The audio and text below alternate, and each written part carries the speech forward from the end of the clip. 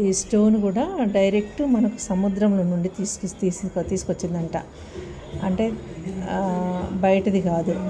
నాకైతే దీన్ని చూస్తే ఎట్లా అంటే శివపార్వతులు, వినాయకుడు, కుమారస్వామి కలిసి ఉన్న ఫ్యామిలీ పిక్ లాగా అట్లా అనిపిస్తుంది. ఈ వుడ్ కూడా అది ఎంత నీళ్ళల్లో నానినా ఏం కాదంట. అదేంటంటే వాటర్లో ఉండేది కాబట్టి అది వాటర్లో చేశారు. మొత్తం ఇవన్నీ రియల్ ప్లాంట్స్.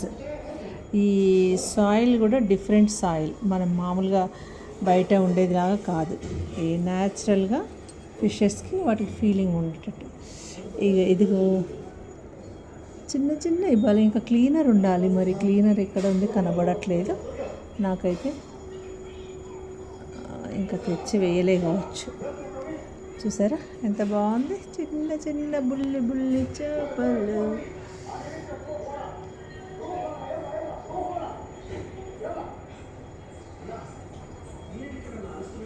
బాగుంది కదా. నేను అసలు మర్చిపోయాను. గెస్టులు వచ్చి 2 days అవుతుంది, అయినా వీడియో తీయడం మర్చిపోయాను. పాపం వీటికి టైం కేటాయించడం కూడా నేను మర్చిపోయాను. చూసారా ఎంత బాగా ఆడుకుంటున్నాయి చిన్న చిన్న గెస్టులు. ఎన్ని ఉన్నాయో కౌంట్ చేయలేదు, కానీ చాలా బాగున్నాయి కదా.